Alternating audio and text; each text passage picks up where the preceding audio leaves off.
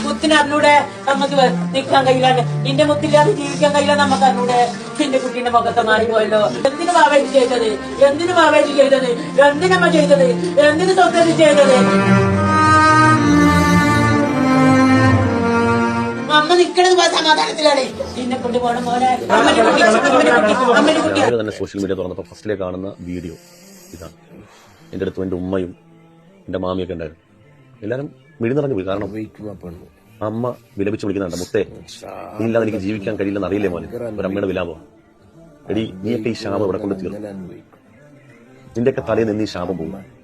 ഇത് അമ്മയുടെ ശാപം മാത്രമല്ല, ലോകത്ത് ഈ വീഡിയോ കാണുന്ന മുഴുവൻ മനുഷ്യന്മാരും മനസ്സിൽ കൈവച്ച് ഒരു നിമിഷം എന്നെ ശപിച്ചിട്ടുണ്ടാവും.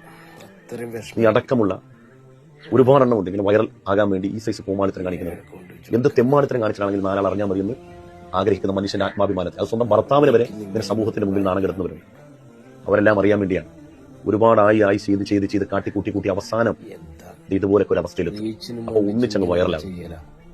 ഇതിന് മരണം വരെ ഈ കണ്ണീരിന്റെ, ഈ കൂട്ടുകാരുടെ ആണെങ്കിൽ ഈ അമ്മയുടെ ആണെങ്കിൽ ഈ കണ്ണുനീരിന്റെ, അവരെ നെഞ്ചുപൊട്ടി ഈ വിലാപം ഉണ്ടല്ലോ, ഈ വിലാപത്തിന് അത് നമ്മളിവിടെ ജാതി മതം നോക്കണം.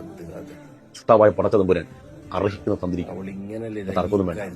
നീ ചെയ്തു വെച്ച ദ്രോഹം കൊണ്ട് നിനക്ക് മാത്രമല്ല ബുദ്ധിമുട്ടുണ്ടായത്, നിനക്ക് മാത്രമല്ല കേട്ടുണ്ടായത്. ഒരിക്കൽ പോലും ഒരു ഹിന്ദുവിനെ എന്നല്ല ഒരു മനുഷ്യനെ വേദനിപ്പിക്കാത്ത ലക്ഷക്കണക്കിന് വരുന്ന ഈ നാട്ടിലുള്ള മുസ്ലിമീങ്ങൾ അതൊരു കേടായി മാറി. ആളുകൾ അവരെയും കൂടെ പഠിച്ചുകൊണ്ടിരിക്കുകയാണ്. വർഗീയവാദികൾക്ക് ഇതൊരു മുതലെടുപ്പായി. ഇതിനെല്ലാം നിന്റെ ഈ വൈറൽ ശ്രമം കൊണ്ട് കിട്ടിയ ഗുണങ്ങളാണ് നീ മനസ്സിലാക്കുക. എന്തെങ്കിലും ഒരിക്കലും ചിന്തിക്കുക. ഈ വീഡിയോ കാണുന്ന മനുഷ്യനെ ചിന്തിക്കുക.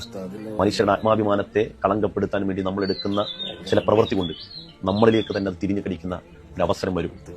എല്ലാ കാലത്തും എല്ലാവർക്കും വേട്ടക്കാരനായിരിക്കാൻ പറ്റത്തില്ല. ഇടക്ക് നമ്മൾ ഇരയും കൂടെയാവും.